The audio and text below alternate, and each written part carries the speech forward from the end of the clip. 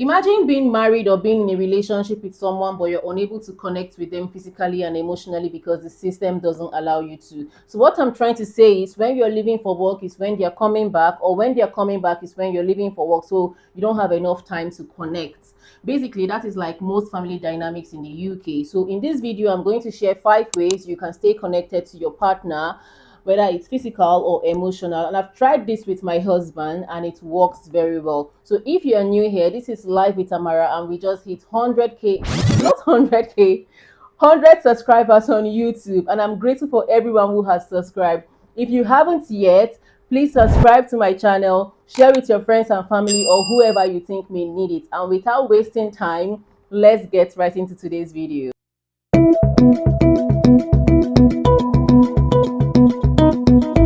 So the first way I connect with my husband is using the Paired app. We started using this back then when I was in Nigeria before I joined my husband, and we started doing this because we wanted to have like more connection and more conversation, not just the conversation where you are like talking on WhatsApp or Instagram, sending reels back and forth. We wanted like something very meaningful. So we found this app online and it's been very helpful, and we use it even until now. So basically what it does is that it gives you questions, daily questions that you're not able to just think about off the bat on your own. So it gives you these questions and you're able to just answer it, and you connect with your partners. It gives you like areas where your strength is and where you have to work on. It also allows you to have chats with your husband or with your spouse, whoever it is that you're using the app with. So it gives you the opportunity to just have chats with them. It also helps you to track your anniversary, special moments.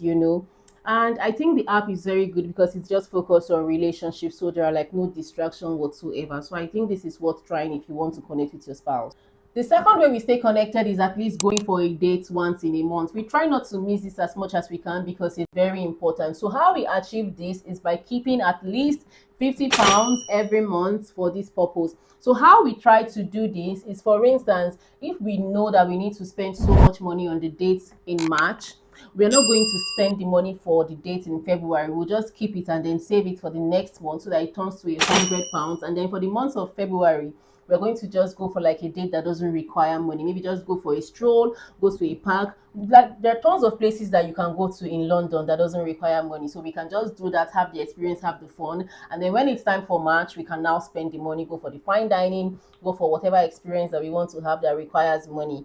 Why I like this is because when you go out, your head is clear. You can receive like feedback from your partner. They can just tell you whatever they've been having in their mind to tell you. Maybe like if they have a feedback for you or whatsoever it is, you can just have fun, take pictures, make videos, just keep the memory fresh. And just for me, I like to have like lots of videos with my husband and I just enjoy it. So I feel like this is like one good way to connect with your partner. And also with the way we do it, money is not a problem. You can always have fun without money, keep the money for the next time when you need to have fun, and then just enjoy the moment with your partner. It's always like a very big deal for me. Another way we connect is by watching movies every night. I know in your situation it may not be that you have the opportunity to do this every night, but surely there must be one night that you spend together. So when you are together with your spouse, try to watch movies every night. Just watch a movie together, rest on his head and let him stroke your hair. Let him touch your back. The feeling is nothing compared to anything.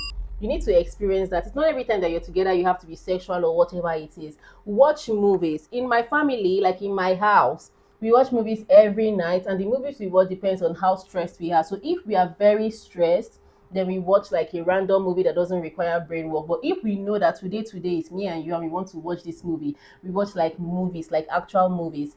So we enjoy it. It makes us like to stay connected. He's stroking my hair, we are doing our thing, and we're just enjoying our time together. This makes us stay connected without saying anything together. We're not saying anything together, but not saying anything to each other, but we are still connected. So I think if you're not doing this, you should consider it. It's very important that you do this with your husband or your boyfriend or your spouse. Another very important way that we try to stay connected to each other is by listening to a family podcast. So the one we listen to is Focus on the Family. It's a Christian-based podcast where they share a lot of ways on how to navigate Christian marriages. Myself and my husband, we've been doing this even before we got married. Basically, like literally like while we're in our talking stage, we started doing this like a routine, and until now we still do it. So he sent me the link whenever he's at work, and then or whenever he's working from home, and I just listen to it whenever I'm at work. Now you can listen to it in person with your husband, but in my situation, we do it like while we are away, so that when we come back, we have like something to talk about. It's very interesting for us that way.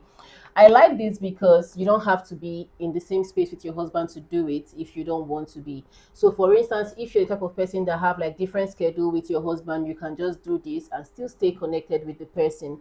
Why I also like this podcast is because they talk about like women trauma, men trauma, and then you're just able to meet at a common ground, and then you also check like how your partner is thinking when you ask them questions about like the trauma, not the trauma, about the podcast, and then they tell you what they think about it, and you also share what you think about it, and it's just like a very good way to connect with each other. So I think it's worth it for you to go there and then just get knowledge from whatever is being kept, like from their episodes. Just enjoy it. Another way we try to stay connected is by giving each other small gifts. Now, this gift doesn't have to be expensive, and that is why it's called small gifts. So basically, you just pay like a £5, £10, get for your partner a gift.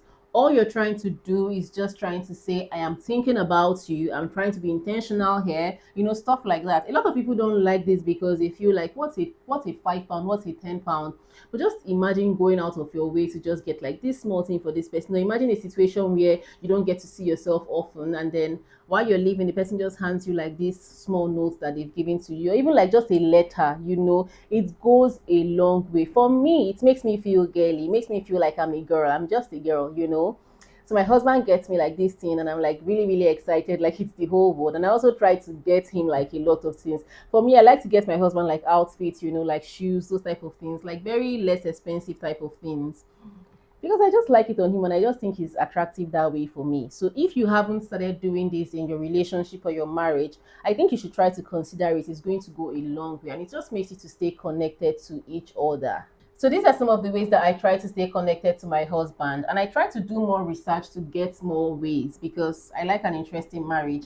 Let me know which of these tips you're going to be trying, or which one you're already doing, or if you won't be trying it at all, and let me know your reason because I need to know why you won't be doing it.